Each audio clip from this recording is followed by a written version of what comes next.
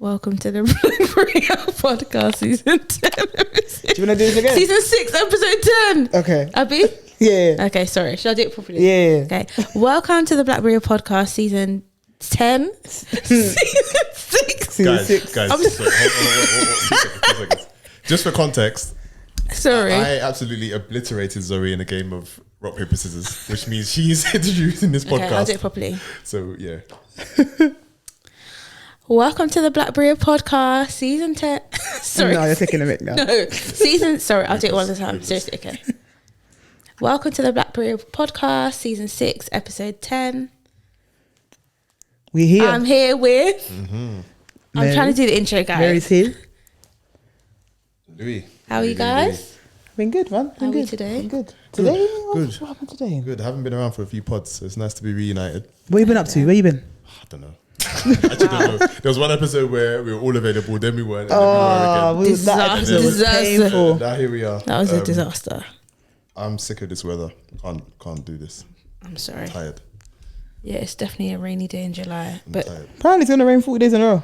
40? That's what I read somewhere. I don't know. That if sounds it's like a true. punishment. Someone said it's raining 40 days in a row. 4-0? Yeah. That's not good. Yeah, it's raining 40 days in a row. Obviously, the boys didn't bring it home either. So I actually saw a tweet about if you don't return goods, it's never going to come home. From Auntie Kalechi. I saw that. She said if you don't return your own She goods... said it's not a curse, but... She said in order for it to come home to you, you got to take things to their home. Yeah, but Yeah. yeah, you man got rid of Southgate anyway, but... Yeah. What have you been up to, Zoe? I'm even trying to think. I just feel so busy, but I can't tell you what I've been doing. I'm just so tired. I don't want to sleep. Yeah, I've been sleeping quite a bit actually. So busy. Getting a bit of rest on. Getting my rest on. I hear that. I think I need to. I've been trying to be better with my phone and like scrolling for Screen hours and usage, hours and doom hours scrolling. in the night, or like before I sleep or whatever. So to be fair, I've actually been sleeping more, but I'm just really tired. Maybe it's hay fever. My iron is not up to scratch. Yeah, as well. But yeah, I'm tired. yeah. That's what I've been. What are we talking about today? So Mary decided that we should speak about. There's not...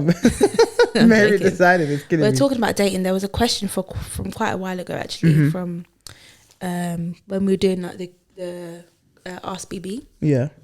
So Do you want me to read the we thought question? we'd actually go on. Unpack it. So the question was, what encouragement would you give to single Christians who look at the desolation of the dating market and feel hopeless?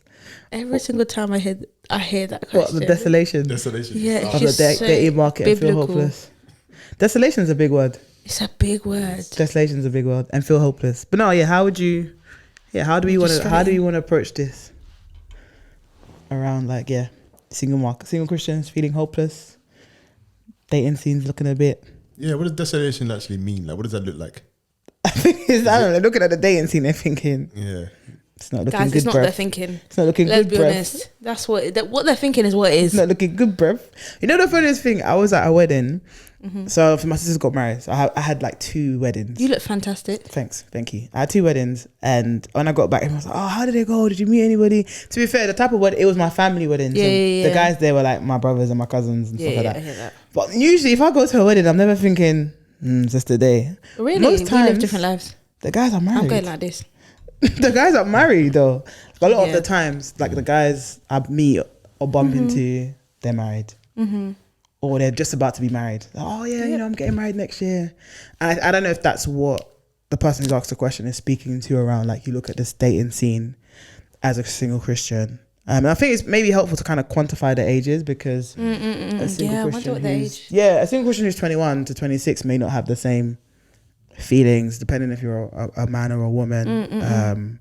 But yeah, I don't know if you're in your late 30s, late 20s, early 30s, mid 30s, and so on, you may feel like, I don't know, but does guys have the same? Is this more? Do you think the person who's asked this question is a woman, or do you think it's a man? Because It's giving one. it's given woman, in my It's given opinion, as well. Chiquita. Like I don't know if I would love to speak to an older single man, but do they look at the dating scene and think hopelessness?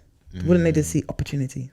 How old were you when you obviously say as much as little as you want? This is not like Yeah. sticking He was on you. 19. But okay, can we all calm down? How old were you He said I wish. when you met your wife? Or when you started?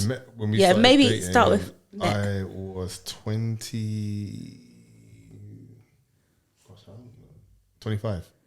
That doesn't count, man. Yeah, It doesn't mean it doesn't count. Because I was gonna say, actually, no, it'd still be interesting to know, like, sorry, whoa, how, like, what was your mindset, like, dating around that time? Just because I think it can be really different. for sure. The only reason I said it doesn't count is because of your age at the time. But to be fair, I mean, there might be 25-year-olds you think, oh, there's nothing out there for me. Yeah, facts. I think for me personally, I was fine, as in not fine, but like surprise. I was. Sorry, I just feel like men. Sorry, it's all coming out now. Sorry, I was in a relationship prior to meet my wife, 2 years prior. And when I came out of that, I'd actually planned like no women. Like I'm just gonna. That's a long term, forever. Possible. Not forever, but like just for a good while, just grow. Singleness is far better. All of that stuff. Maybe I might have been saying that subconsciously. But yeah, so I met her, I think I met her a year later actually. So I met her at 23, started dating at 25. But yeah, I didn't have that point where I felt like, oh yeah, the dating market's this and that, because I wasn't really actively out there in the first place. So I guess, yeah, personally, I can't speak to the idea of feeling like there wasn't that kind of, like feeling like there was any kind of desolation in the dating market. But I guess I can still speak to a lot of the things that single people struggle with in terms of maybe confidence and all of those things. Like I might have felt those feelings. I might have had those kind of feelings at the time. But yeah, to answer your question, yeah, I was 25 and I didn't have a struggle with singleness because I didn't mind being single at the time. I hear that. So you never saw any desolation or hopelessness? Not really. Sorry, desolation. I wasn't too funny. I'm sorry. These are the words, man. These are the words. Out there. I wasn't really out there, to be honest. Yeah, I think I had other struggles. Like in the kind of relationship area, I had other struggles, but I wouldn't say it was being single per se. It was more so.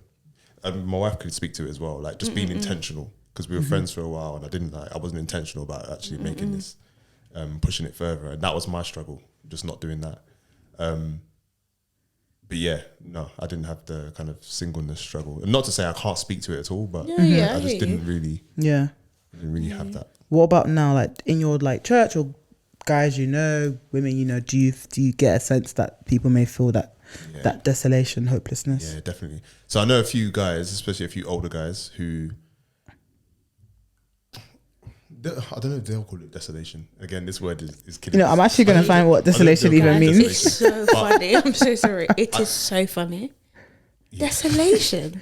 I know a few guys who speak to women all the time, but just can't, or either, I don't want to say can't settle with one, but just don't find what they're looking for. Okay. By speak to, do you mean like a date? Yeah.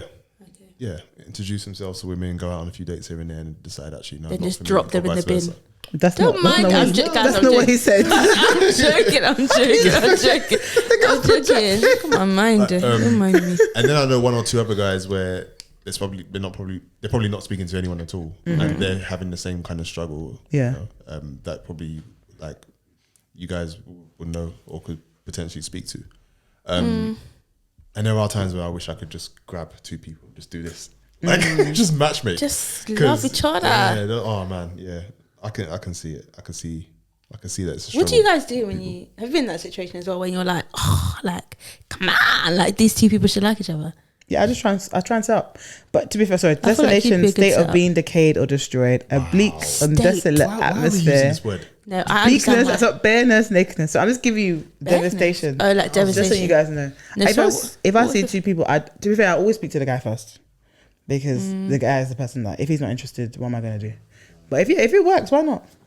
Why not? But obviously, you just got to be very gentle and delicate with it. Do you know what's so funny? So, who was I talking to about this a couple of months ago? Back in the day, a lot of our parents and aunties, a lot of matchmaking was going on, and it was very intentional. Like, especially a lot of them like kind of come over from Africa, the Caribbean, and it was just like, by the way, you work together. Yeah. Just essentially it was get married a lot of the times. It wasn't like, oh yeah, just go out for a drink. It was like, you two just go and get married. We don't have that kind of matchmaking thing culture anymore. I reckon some of it is down to number one, it's a very small, like London is very small. But number two, I think there's a lot on the line. Like, if I introduce you, Mary, to someone tomorrow and it flops, like, we're not the same. No, but we can. But we so usually can funny. be. You're saying that now, trust Because me. I feel like I feel like you can. I feel like 100%. Because a lot of the time, depends on how you place it. Sorry. yeah, I've got a lot of married people who they would love to, and they just tell me, I don't know any serious guys, or like everyone I know is in relationships, whatever. But like for me, if you now hooked me up with someone, I'm hoping that you've ascertained as much as you could, like, is this person like a trustworthy person? But sometimes relationships don't work, and if it's just like, you know what, Louis, thanks, but he's not feeling me, I'm not feeling him. That's you though. You wouldn't stick it on Louis. But No, because people are, what I'm saying, you would. some people would. Yeah, you might be like, why did you put me in this situation? Or like, why not didn't say you it, foresee? But it might it be can change subconscious. the dynamics. Yeah, it can. Might be, dynamics can change. And it might just be Change if the awkward. guy was just like, if I thought like, The guy was did bad. you not speak to this guy? Like, this guy's not even a believer. Like, That's that how would be people- more concerning. But after a few dates, you're just like, nah, he's not for me. They're just it. I mean, I feel like loving is a losing game. Yeah. So it might work, but it might not work, and that's literally what you do in life. But I think I agree with you that the matchmaking, I'm always trying to find and trying to assess, but I'm always very careful because I think you don't want to awaken love, you don't want to discourage people. So I'm very much like, I'll ask a guy, what do you think? And a lot of guys, I don't know if it's a pride thing, but it's like they never want to put themselves out. Like, I don't meet guys who are like, you know what, yeah, I'm really on, like, I really want to be married and da-da-da-da-da. It's always, I'm not sure. And I think that coyness discourages me because I don't want to now go to a sister who's probably Feel a bit like you're more forced- forthcoming, yeah. and then get her excited, and then now the guy's just like twiddling his thumbs basically. So until I get like a certain like green light from a guy, then I'm probably not going to say anything. I'm trying to think. I don't know if a guy's. Actually, no. I think I've got maybe not guys here in terms of like London or generally like Western culture. I think some of my like cousins back home in terms of Nige, their attitude is very different. They still have quite a matchmaking Spirit, the culture is very matchmaking-y. So they're definitely like, I'm looking for a wife, like da-da-da-da-da. What your friends saying that always commenting on my display picture. There's one friend that's always getting it. But yeah, I don't think I know any guys, like any of my guy friends who've been at a Zoe, like I'm proper looking for someone. Like I don't think anyone's ever asked me. Maybe when I was like in uni, when I was like 20, someone asked me like, "Oh, do you have any friends?" type thing. But actually, now I think about it, that person was not raised in a Western culture. Actually, whereas I can't count the amount of conversations I've had with my girlfriends, being like, "Oh, like." I've definitely had guys saying, "Would you think about so and so?" because they already like somebody and they want, want to speak to their friends and just get a sense. But I don't think I've had someone be like, "I'm out here looking." But I've definitely have loads of women who are like, "I'm out here looking." Or what do you think? Or do you know any guys? I asked my friend that the other day. How do you approach if like so a sister comes up to you and says she likes someone in church and she kind of wants you to speak to him? Like how do you navigate that? Because I feel like some people ask me to do things and I think, I don't know if you're mature enough for this. As in if the asker is mature enough? Yeah, so like if I now go up to the guy and the guy is like, "No, I'm not feeling you," after I'm not going to go back and say it the way he said it, but I might just be like, I don't think he's interested, But that's painful to hear. Yeah. So a lot of the times it's like not mature enough to hear the answer. Yeah. Okay, I hear that. I'm trying to think about what I'd ask. When I have asked people to do that for me, it's not necessarily. It's more like, is this person approachable? Like, are they on? Does this person want to get married? Like, just get a sense of the person as opposed to how they may feel about me. Got you. Do you get what I'm saying? Because, yeah, I don't know. Yeah. Yeah. The person that asks the question, do you think, is your advice to them different if they're 21 versus if they're 41? What's the question again? What is the question they're asking? This person. Yeah. Sorry. Desolation. Yeah. Sorry, I thought you meant the person who's asking like you to talk to someone or something like that. Sorry. The bareness of the desolation of the dating market and feel hopeless. Because I wonder if, of course, it's unique to this time, but I think there must be Christians in every age who may have felt the same emotions that people are feeling. This person is feeling. So is the advice different depending on how old they are? Because I remember I was on TikTok, and this is really bad, but there was this girl, she was like, she was crying on the phone basically. She's like, "I've never been in a relationship." And then she was like, I'm 22. And I remember said, sister, if you don't put the phone down, like, it's not even like, I would lie to you, my sympathy was for her was capped. I don't know if that's a bad thing. She's 12. But of course, because her emotions are valid, but sis, you are a child. Like, you're not a child. She said, get and to the of back course, of the it can still be emotional if between the ages of 17 to 22, you've never been in a relationship, and maybe all your friends have, but you are 100%. Relatively very young. But of course, if like a 32-year-old person is confiding in me, or if I'm watching a video and it's 52, you know, I'm definitely broken for them. So yeah, how does the advice differ between a young adult and someone who feels like, you know, all their friends, all their age mates are averagely married? That's a good question. And how does it differ if they're dependent on gender as well? Or do you think it does? I don't know if it really differs, to be fair. Like in terms of age or gender. So in terms of gender, at 21. Okay. I don't know if there's that much of a difference. Mainly because I think back to myself at 21. Like, what did I know? It's not that 21-year-olds don't know anything, but I just think, 20 is kind of the sweet spot, isn't it? Like that whole decade is a bit of a sweet spot. I personally think at 21 there's just so much ahead of you that you don't need to be down in the dumps. I was talking to my cousin at one time, and I think she's 25 now. But I remember when she was 21, 22. She's like, Louis, I've never had a boyfriend before. I was like, great. Yeah, but at least, you know, like, have a bit of history. I was like, you want a bit of history, really? Like, and I remember saying to her, you've got your whole 20s ahead of you. Like, and you've got a God who is in complete control of your entire life, who's numbered your days and knows exactly what's going to happen. He knows exactly what's good for you and at what time at what time that thing is good for you. Don't worry about it. And again, it's not to say just because she's 21, I can give her that encouragement, because you can give that same encouragement to a 31, 41-year-old.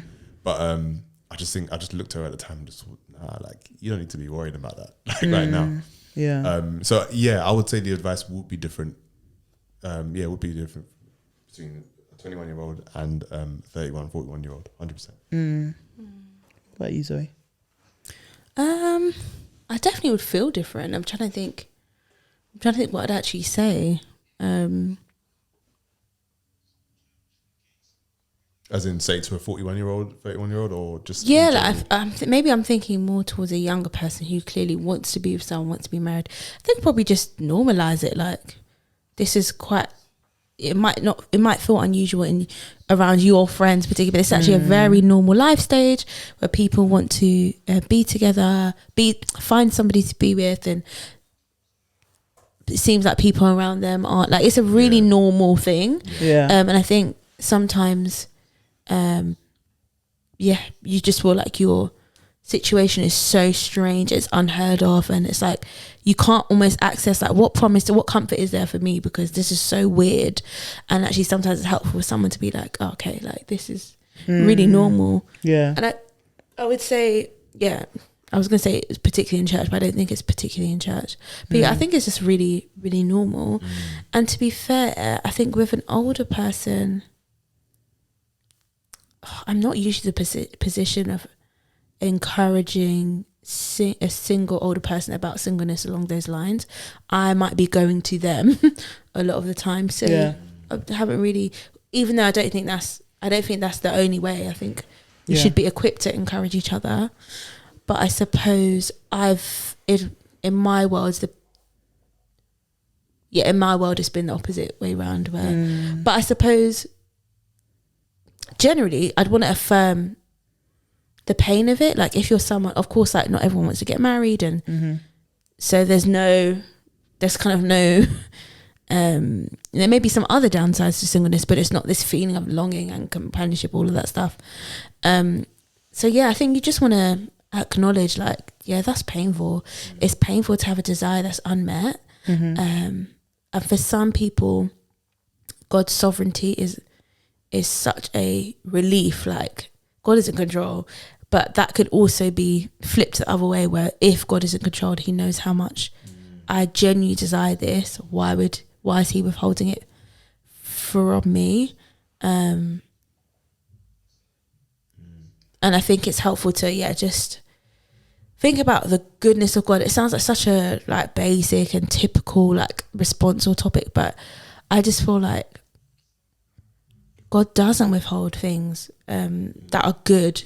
Not that doesn't mean that marriage is bad or whatever, but he really knows what he's doing, and he really loves you, and he knows you, and everything you have is what you need, and he knows the desires of your heart. You can bring them to him.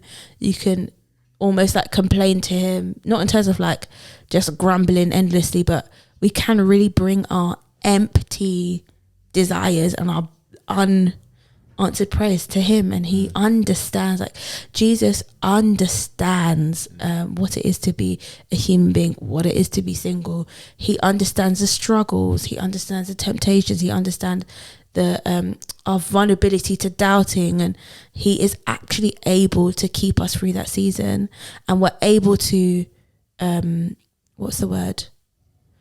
we're able to please him at any stage of life, whether you're single, whether you're married, old, young, 21, 25, 50, whatever. Through Christ, you can do anything. You can do anything that he's calling you to do. Which is kind of the same across, whatever. He's calling us to be holy, calling us to be grown in love and patience and kindness and gentleness and all the things. Like, we all have the power to do that as believers. And it can feel painful to do that alongside unmet desires, but God would not have put you in this position if it was not for your good. I think they're the kind of things which I'm not sure if that is different actually. I think that's so helpful, honestly. And just to piggyback off that, you don't need to hide the fact, and this is whether you're 21, 31, whatever age, don't hide the fact that you have that desire. Like, don't be ashamed. Yeah, don't be ashamed. Don't be ashamed. I think there's certain things in life, like I think to myself personally, there's things that we deep down we want, but we act like we don't want them in case we don't get them. Yeah, it's like superstitious. If I want it too much, then I won't get it. Yeah, and sometimes we say, if the Lord wills. And sometimes if the Lord will just means, I don't know. I don't want to say too much. Yeah. Don't believe him for it, man. Yeah, literally, yeah. And I don't think you should ever hide the fact that you desire something that is good. And I think back to even the Bible where Jesus talks about, there's a parable of a guy who, I'll paraphrase the entire thing, but a guy goes to his friend's house at midnight to basically ask for biscuits. Essentially, like he goes to his friend's house, and at the time the houses were like basically little bungalows, like 1-story houses with one room, with one bed, where a man with his wife and kids very likely all slept in the same bed. And he's banging on his door at midnight to basically ask for biscuits, essentially. And a man's like, because it's you, here you go, I'll give you biscuits. And the idea is, if a man can go to his friend's house at midnight just to ask for biscuits, how much more does God care for you and your needs? However big or large or small you think those needs are. So that it just shouldn't be hidden. And whether it's you sharing it with a few friends and asking them to pray for you, for that desire to be met, and also to pray for you as you wait for that desire to be met. Or it's something that you don't share much amongst people. At the very least, tell God. God cares. Like he cares about, like you said, really he cares about all of your needs. Yeah. And there's scripture after scripture that shows that he cares. And there's different narrative stories in the Old Testament and stories in the New Testament where you can look to. Okay, this is a God that provides, and sometimes it's not in ways that you would have intended or would have thought, but he knows best. He knows best. Yeah. And in the area of singleness, I'll just encourage people who are single and who have that desire, don't hide that desire. It's okay to actually, tell God that actually this is what I want. Yeah. I think it's interesting because I think sometimes when people do, I think sometimes the fairies are going to be met with, be content, like don't over like it's given idol, like are you idolizing marriage now?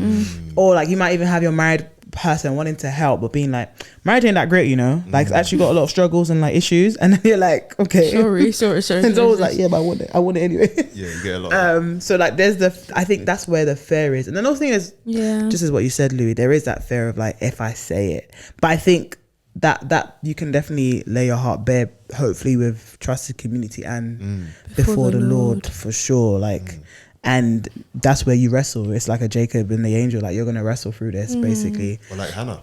Yeah, they thought Hannah was crazy. They thought she was drunk, and she got her baby. I also think on that note, it's like in terms of that not hiding or not feeling like you have to hide, like that's not, and I think sadly maybe churches can treat people that way, like shape, like you said, maybe be content or which is going to be true for everybody. That's not the issue is not with that application of be content, but constantly responding to people's needs that way makes it feel there's something wrong with this desire.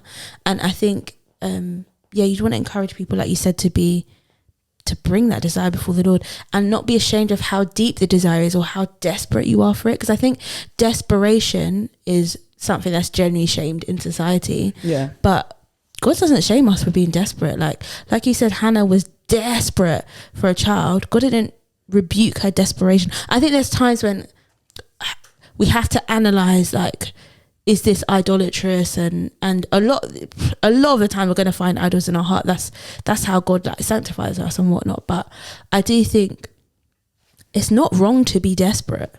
It's not wrong. It might be embarrassing in the world, but that's not coming. It's not your savior that's telling you why you're so desperate. Facts. Like he doesn't. That's us saying it to ourselves or other people saying it to us. It's not from him. So bring your desperation, roll around the floor, bring your tears, weep. God understands and he knows. And he knows what's good. I think we have to trust him, isn't it? So Zoe, do you feel like there's desolation in the dating market? I do. Do you want to unpack that? Do you want me to unpack that? No, I'm joking. I do. Desolation is just the funniest word I've ever heard. Okay, I've given you other words. But it's mashup. It's bareness. There is a problem at hand. Nakedness. Okay, there is an issue at hand. I think maybe part of why I hear that the word desolation is because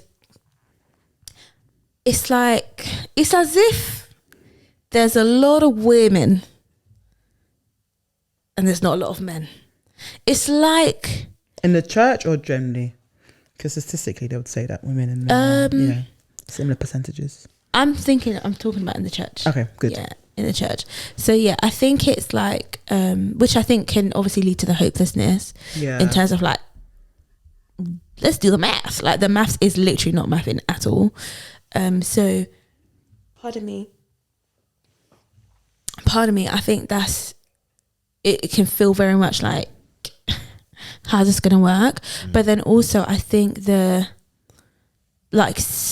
to what you were saying, I think often the desire level is mismatched as well. So I think, or at least the way it's communicated, where women who want to get married are often more intentional about it. Sorry. Oh, mommy. Women who want to get married are often more intentional about it, or it's just more. It's more out there. Yeah, it's more out there, or going to events, or that kind of thing, or thinking about what they can do, and etc. etc. Whereas I think a lot of guys, at least in my mind, have a bit more of a laid back approach, and they might want to get married, but there's no sense of urgency necessarily, and it's just not like a prominent thing in their mind, or there's a sense that it will come when it needs to come type thing. And I think that's quite a difficult dynamic when the usual way of things going is that a guy would take the first step or be active. That can be a discouraging reality. I also think there's just so much rubbish like on socials about dating, and it's just so dumb. Like it's so dumb. Like every podcast here, it'll be like, hey, she was paying on the first date. What's the meaning? How much? I feel like it's so what's the word? There's too much in my ears. So I think that seeps into the church. I think there's it's very childish though. Childish. I think there's I don't know. I just feel like worldly ideas have, I don't want to say creeped in, because I think sometimes it's already there, like in the church or whatever, but I think there's quite kind of scary misogynistic views that I've heard sometimes, or some views of women as just seeing men as like, I think there's definitely a temptation to see men as like a bank account, or men as like, what is a man? Like what exactly could a man bring me? Like, which I think the danger in that is the logical end of that is like, we don't need God's design for marriage and stuff like that. So I feel like all of this plus the fact that there's 3 men and 700 women, it's just long. And out of those 3 men, they're kind of passive. Do you know what I mean? So I think out of that, it's one's already pursuing somebody. Say again? One's already pursuing someone. The other one's in a relationship, and the other one is 5 years younger than you. when I'm doing the statistics, that's usually so how. Funny. When I did the survey, that's usually how it folds. Which leaves 0. Bruh. Okay, so my question then, maybe for both of you, is what kind of encouragement have you, like, what stuck out in terms of the encouragement that your kind of tight community is giving you, just regarding singleness in general? I think it's God, the provision of God. Like, God is a provider. Like, I think Jireh, I mean, you have that like classic John Piper quote of like, how does it go again? This is your favourite quote. Think of your life. Every other day, look at your life and cry. And then wipe your tears and be going. That's not how it goes. But yeah. Something but you know like what I'm talking about. The gist of it is like, obviously, think of your life, like what you envision for your life, what you plan for your life. Weep, dry your tears and trust God. That sense that a lot of people, even outside of, like, it could be parents who've wanted to have children and they're struggling to have kids, or like being able to get a new job, or just feeling financial strain, or comparing yourself to other people and feeling like, I didn't think I would be, like, I was at a party on Sunday and someone had turned 30, and one of the things the person said is, I didn't think I would be at this stage I'm at 30. And this is someone that's like relatively very successful, but there is that sense in which, like, it's easy to lean into that, but think about, no, if God is for you, who can be against you? Like, God can do all things, like just the bigness of God. And I think even with the question talking about like the desolation of the dating scene, and just, it's a very kind of, I don't know, myopic view, but you need like a big kind of cosmic view of like, God is sovereign, God can do all things, God can provide, like what you talked about, like the persistent widow, and like if you pray, the Lord will answer your prayers. And so you're having like 2 things in mind. You're having, if you want to be married, because obviously not all single Christians want to be married, but if you do desire to be married, you've got one thing in your hand of like, God is going to provide. If you pray, he'll answer your prayers. He loves you, he'll provide, he can do all things, you know, he can open the mouths of animals, and you've got the other side. You've got the other side of like, God is sovereign. So you're kind of like juggling both. Because sometimes I'm praying, I'm like, I don't know if God even wants me to be. Is it God's plan? I'm like, you know what? Let's just keep rocking with God and just keep praying. So yeah, I think those are the encouragements I try and think of. Like just so there's times when like I'm just reading. I think Old Testament is great. Like God actually just split the sea into 2 and people walked across it. I know it sounds, guys, do you guys see what I'm saying? Answering. He actually split the sea into 2. That wasn't even a prayer. No, it wasn't a prayer. That's like he just split the sea. Like what? There's another sign where, like, look at the snake. What do you mean look at the snake? Moses had his hand up and then they said if your hand goes down, you're going to lose the war. Like, so I think OT is just a great reminder to be like, wow, like this is the same God, like the same God yesterday, today and forever. So like if he can do those things, what are the little base desires that you have for your life that he can't do? Like it doesn't make any sense. So yeah, I think those are the type of encouragements I try and like think about. What about you, Zoe? I was going to say similarly, I think it's just taking my eyes off the situation, and when people have like turned my head from the situation to the size of God, literally just what you said, like God can do anything. Like like literally God can do anything. He can create nothing, like everything out of thin air, out of no air. He can, like he doesn't need anything to do anything. And yeah, if he's gone out of his way to save me, and that he's clearly very concerned, if he's died and he's resurrected, like there's too much love there for me to doubt his goodness towards me. And sorry, this eyelash is really I think just the largeness of God, very much so. And I think also there's just times when speaking personally, my feelings about not being married are very like up and down. I don't always feel, I know that I want to be married, but I'm not always like feeling that. I'm not always connected to that desire. It's like something I know, and then it's just like it's something you know, but I'm not like, I don't feel it. I'm not really like, so therefore I'm not really bringing it to prayer, or if I am, it's not with a lot of conviction, etc. And then there are other times where it's like, oh, I really feel this. And then the more I feel it, the desire, the more obvious it is that I don't have it. So it's like I'm really connected to how much I want something that I don't have. But then the upside of that is that I pray with more earnestness and intensity, and yeah, definitely praying with others as well. Yeah, I think praying with community is fantastic. Yeah, beautiful. I think even practical steps of like, people thought they'd be married at 28, but we're gonna get married at 34. Like, I remember one time talking to my pastor, and I think they were just all saying to him at the time, this was maybe like 8 years ago, like, people want to get married, and like, why are you saying that everyone's gonna get married? And he was just like, but majority of you guys are going to get married. Like, and it's maybe not at 22. 24. And if you like, it's been 8 years and there's been more marriages, and in the next 5 years there'll be more marriages. So you may have thought, I'll get married at, what is the average age people get married at in the UK? I think men is like 32, 33. I wouldn't be surprised. I don't No, men might be older. I think men is like 34, 35. I was gonna say, I thought 32 would be quite young for 35, 36. And I think women is like 32, 33. Like, even the funniest story, I don't know if it's the funniest story, but when I first joined my company in 2017, it was like the first job I was in. Big company, by the way. Tried it. And they were like, oh, you should meet this girl. And they're like, oh yeah, she's just got married. They're like, can you believe it? Like, she's only like 22. And guys, I was like, she's a Christian. Like, in the back of my mind, she said she's a Christian. Guys, she was a Christian. Why would she? 22. Why would you not be a Christian, bro? So when I went to speak to her, she was like, and I was like, she just mentioned, when did you meet Jesus? Yeah. And it's that sense in the world, like, why would you get married so young? Like, what's wrong with you? Even when I talk to my unbelieving friends about people in our church getting married, I'll be like, bro, like, you guys are getting married young, like, bro. Do you remember that year we had like 10 weddings at church? Yeah, and then people. My brother was like, "What's the issue?" 10, like. But it's that sense that was a good year. And of course, if that's you, I mean, as in you've seen that, you're thinking, oh, like, is it not for me? Whereas the practical sense is like, yeah, it is you. It's just 35. Yeah, I mean, sometimes I know it's not spiritual, but it's just life, isn't it? Like, that just happens where.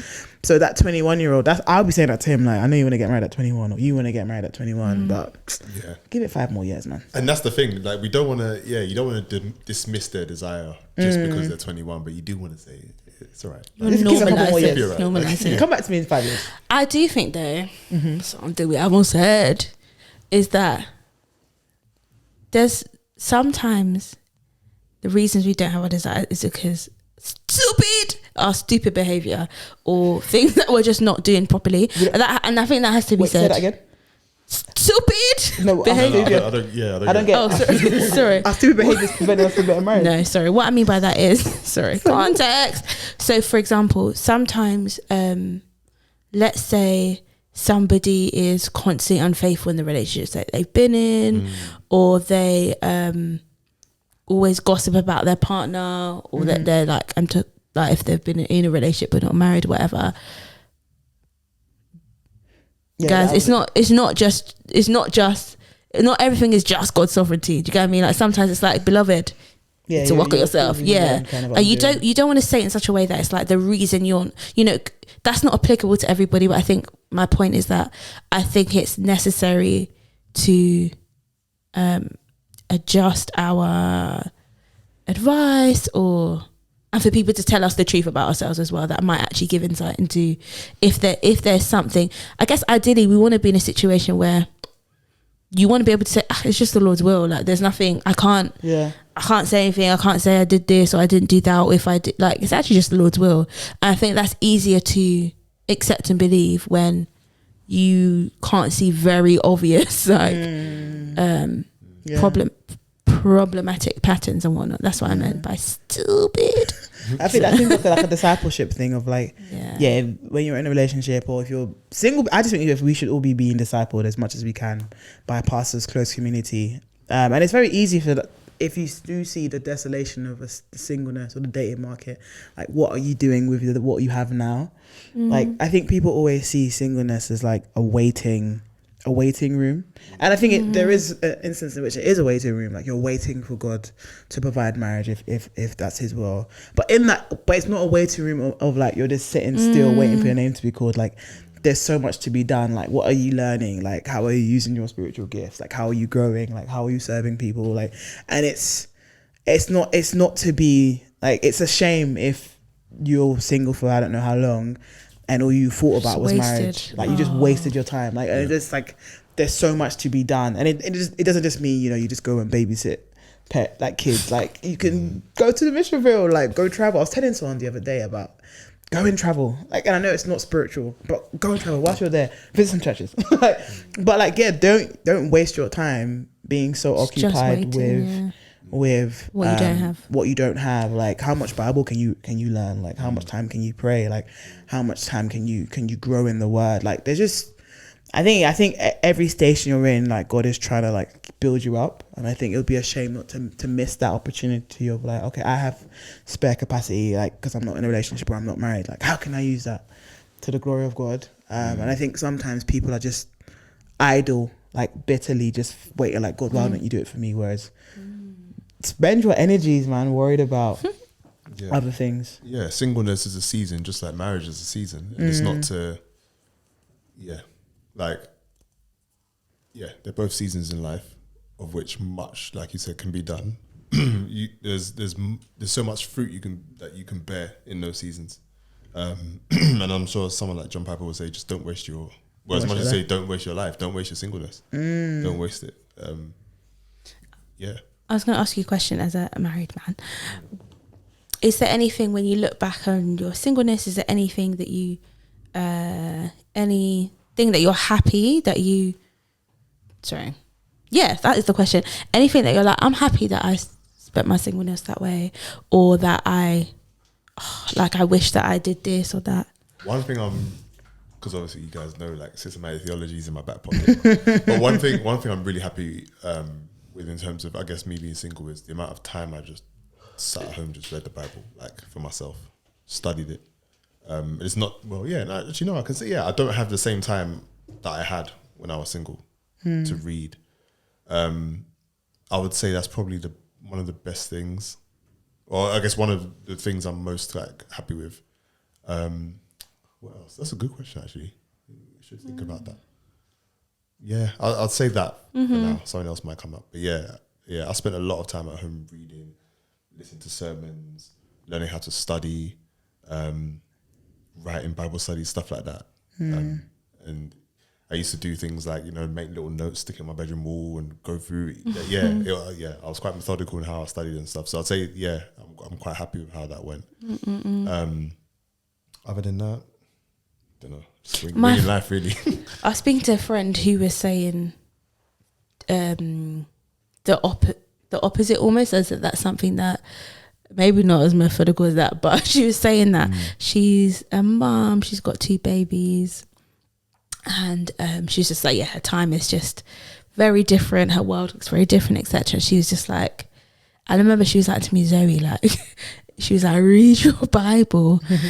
She's like, you have time, and I was just like, I think that is one of my fears, is I'm going to look back and be like, you had so much time, and you're pressing phone for hours, like pressing phone, don't you? Like, I think obviously it's good to relax, like enjoyment, entertainment comes from the Lord anyway, but come on, like, you actually have time that you're not always going to have. And I think it's really hard for me to believe that, because I'm like, this is my life. Do you know what I mean? What do you mean I won't have time? But my friend was like, it doesn't mean that she doesn't have any time, but she's like, her time is completely different. So for her, she was like, that's one of the things that that she wishes that she just used that time more to like seek the Lord more and just be nearer and closer and whatnot. And I was like, and I've heard that, but I feel like maybe recently I've heard it. It's like a challenge. Yeah, I've really been like, oh, so you actually have this time now.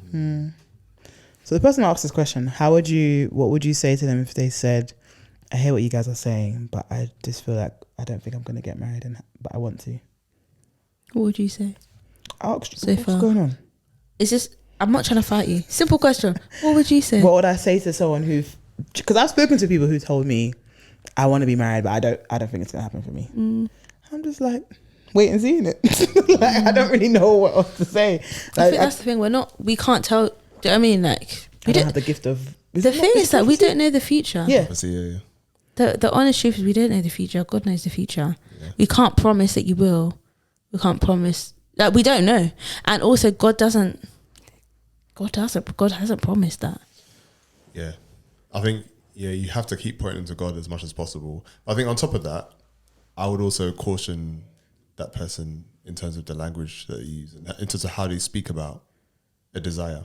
Because if you want something, but you constantly speak about it in a negative light, it's not to say it's not going to happen, but I think it could help shape. It could shape the way that you think about that thing that you want, and in turn could kind of bring up unbelief in a sense, or a lack of faithfulness in the fact that God knows exactly what you need and that He'll provide for you. And then also on top of that, because what psalm was I reading the other day? I was talking to my wife about this a couple of days ago. I think it was Psalm 60 something, Psalm 66. But essentially, in the psalmist is talking about all the things that have gone wrong, as in all the stuff that it even says at one point, the psalmist says something like, God, you laid a rod.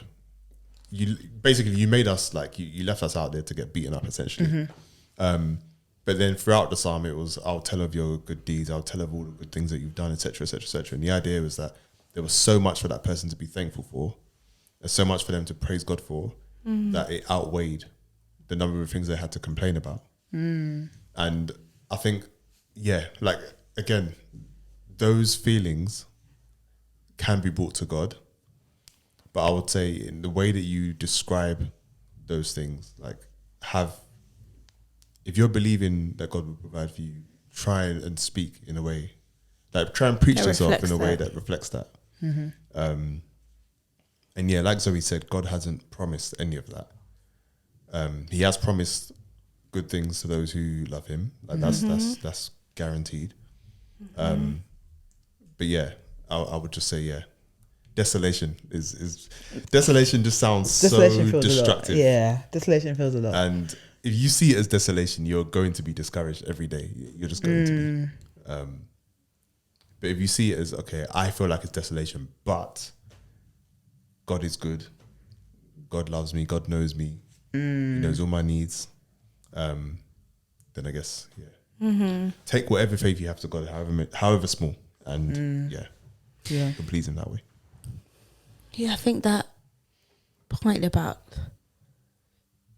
I think it's like maybe my concern in that kind of like, I really want it, but I know I'm not going to get it. It's kind of like, what's guiding that? Like, is there, underneath, is there a belief that God isn't good to you, or that God is like playing with you? Like, I think sometimes that can like undergird some of these things. So maybe I'd be wanting to like pry a little bit and just encourage them to make sure that their view of God is not, which we all do, all have a temptation to do it, like that our view of God is not determined by our situation, by what we see, what we don't see. We have to rely on Jesus Christ to tell us who God is, not what I have, what I don't have, answered prayer, unanswered. Like, there's providence, there's mysteries that we can't understand, there's things that God does not tell us but let's dive into what we know. Like, don't be tempted to, I think that's when it becomes idolatry, or that's what it can expose, that it's idolatry, is a sense of like, I'm defining God by this experience I'm having. That's not the way to God. Jesus is the way. And I think if there's so many different things that might pull our hearts to be like, if God really loved me then, that's so off. Like, we all probably do it, but it's so off. Like, Jesus has come to earth, He's died for us, He's taken us to heaven. There's no if about God's love. So maybe encouraging them along with the desire to bring that to the Lord. Like, Lord, I actually fear that you're not good. That's actually that's what the devil is getting at, essentially. And take that thing away from me. Just make sure that I'm defining you by how you've revealed yourself, which is in Jesus. So with what encouragement would you tell them, like, go to singles events, online dating, visit other all churches? of it. Like, what practical? You love We've been heavy. We've been very people was like, what's the practical? We've been very heady. So I don't know if there's any, like, if someone's telling you that the dating market is desolate and they feel hopeless, would you say, would you offer any practical advice? I'm going to assume that they've been out there. Yeah. Sometimes they haven't been. No, because the thing is, Then what you saying is somewhere desolate. If you stepped out your house to find a town that's completely destroyed, That means you come out your house. Yeah, then go to another town. I would encourage you to do all the things, all the things that are. As in, so you're saying you would or you wouldn't. So if someone said that, you're assuming that they've already been outside. I'm assuming, but if they haven't, If they haven't, you'd encourage them. step out. Yeah, do all the step things. Wear your Like- fancy suits. Wear your Yeah, makeup. yeah. If you're believing to meet someone and you never leave your house, It's never gonna happen. it's probably not going to happen. It's never gonna happen. You'll be surprised. Unless you're looking out your window. And then Oh, spot online a dating. person. Well, no, you have to step out Guys, your house. I'm You so have to sorry. We step- haven't yeah. touched on that. Yeah. What about it? The thing is, though, I'm asking this sometimes, but sometimes stepping out can even add to the desolation. It could. Yeah, because then you see it. Yeah, but then you Guys, have to online don't dating. give up. So, what are your views on online Christian dating? That was said Christian Mingle. Is that a real thing? Yeah, it's Christian Mingle. Is The it? real I'm website. so sorry. Yeah. I should know. Sorry. I don't know. I've never done it, so I don't know. Was you never done online dating? Not online Christian dating. Not explicit on a Christian app. I was just joking. I mean, it is online dating. What's wrong with you? You use words. So, would you encourage? Is that an encouragement you're giving if you were talking to someone about that? I would say step out. Mm-hmm. Whether it means online dating or going to singles events, Mm-hmm. things like that. I would say whatever you feel comfortable with. I've never Not Christian online dating. I've mingle. never I don't think I would have gone down that route. And I think I only say it because I don't know anyone who's dated online. It's actually, Ooh, I've got a few you got a few. juicy stories. I think sometimes, even though with the practical nature, is that sometimes you do all those things, or it becomes something that the reason why you're single is because you haven't done X, or the reason why you have single is because you haven't done that, and you have to be. So a lot of the times, I have to be careful to be like, as much as you can put yourself out there, but put yourself out there does not necessarily guarantee. There's no guarantee. Yeah, like both ways. But but I do agree that if you're praying for something, you've got to put legs to your prayers. To some degree, yeah. Yeah, to some, definitely, got to put legs to your prayers. And that could internally discourage you, but then you go back to prayer and pray for grace to now, push you to where you need to go. You was going to say something? How are you finding Online dating. I don't know. It was just an additional means you can use, isn't it? We've got to be very discerning. It's not for everyone. I've realized that it's not for everyone. How are you finding it? It's all right. It's there. Yeah, means and this. It's all right. It's there. That's literally my answer. Okay, It's all I right. hear It's that. just I hear there. that. But I'm not prescriptive about like online dating for everyone. Because from speaking to a lot of people have found it very exposing. They feel like it can be very like shallow in terms of just looking at people, not getting to know people. Of course, the best means is just meeting someone in real life. Yeah. What I was gonna say. So I'm so sorry. Go for One it. question. What's your ideal way to meet somebody? in person? That's everyone's ideal way. What's the context, Mary? As in what Is meeting it them on the in, train? asking in Is it church like or at what? church? this Like, meeting is it them. It doesn't have to be anywhere. It could be anywhere. So basically, you don't have an ideal way. That's what. No, you're just saying. Okay, I hear that. just As long in as it's person. Yeah, 100% in person. What do you mean either way? As in like, at Okay, the since pub. you asked, so guys, my ideal way is this like a meet cute or something? is like no. It It's is a meet literally cute. okay. I'm Do you know what a finished. meet cute is? Yes, Okay, just checking. I think my ideal way is literally just guys. I love a bit of love. Being at a wedding, and then you sitting next to somebody, and they're like, "Oh, stop!" They're like, "Oh, how do you know the groom? How do you know the bride?" And we get talking, and then that's it. I so love You're it. such a lover, girl. Yeah, I'm a lot like in my soul. Yeah, I love that. You're such a lover, girl. But I also I'm such a romantic. Like in my head, I'm like, I'd love to do the whole meeting on the train, this meet cute thing that you said. I'm here for it. I love all of that. I was talking to one of my friends actually a couple of Yeah. days ago. And he won't mind me saying this. But he met his wife at a bus stop. Oh, wow. And how he ended up meeting his wife was he was in Hertfordshire and he wasn't sure how the buses worked. If you had to pay or if you had to get an oyster or whatever. So he just saw this random lady at a bus stop and was like, "Oh, excuse me, what do I do here?" And now they're married. Now they're married. This is my favorite. Do you know what I think want to got know? from that story is like your husband's in Hertfordshire. Do do you know when I hear stuff like, do you know, I want to know, how did it get from there to there? You're such a lover girl, man. Because I just love that thing. Like, tell me your story. I just love it. Like, how did you, like, I love a love story. Do you know what I mean? Like, tell me, how did you get from the bus stop to that's my wife? Like, I would like to know. I'd love to interview your friend. Interview, get out. Guys, I love this. I live for this stuff. I so much love. I'm crying. God can do anything, man. God can do anything. Any last words for desolate single Christians who desire to be married, but the dating market is bleak? I think pretty much said it. Like, God could do anything. Put on your boot and your makeup and your high heel. Trust him. Trust God. Cry to him. Complain to him. Have good community as well. Yeah. If you can, well, this is for married people. If you can, spend time around single people. I think, and you mentioned this earlier, Mary, like married people can sometimes be like, oh, marriage is not all that great, to try and talk down your desire. Yeah. But I think it is good to be around married people so that married people also are in the boat of wanting things that they probably feel that they can't have or feel that they haven't got. And I think sometimes there is a temptation to look at a married person and think, oh, they've made it. Nah, like everyone's still fighting different battles. Like life is life. Life is life. So yeah, spend time around married people, not just so that they can kind of bring you down a notch, but just so you spend time with them. And that's, I should reverse it. Married people, spend time with single people. And yeah, just trust God. He knows exactly what you need. And don't hide your desire. Tell people if you can, and obviously tell God. And stop using the word desolation. Oh, it's not desolate with God. It's delightful. No, I was trying to find my another. days. Are you going to end the Please pod? cut that out. It's not desolate. It's Please cut that out. land of milk and honey. Are you all right? You tired? It's late. But yeah. Wait, that's the end of the season. That's what I was just about to say. Yeah. Are we ending the season? Season. Find out 6? soon. 10. Find out next week. Episode 10. Yeah, we may end. Bonus There may be a bonus episode. Watch out. But if not, we should be back.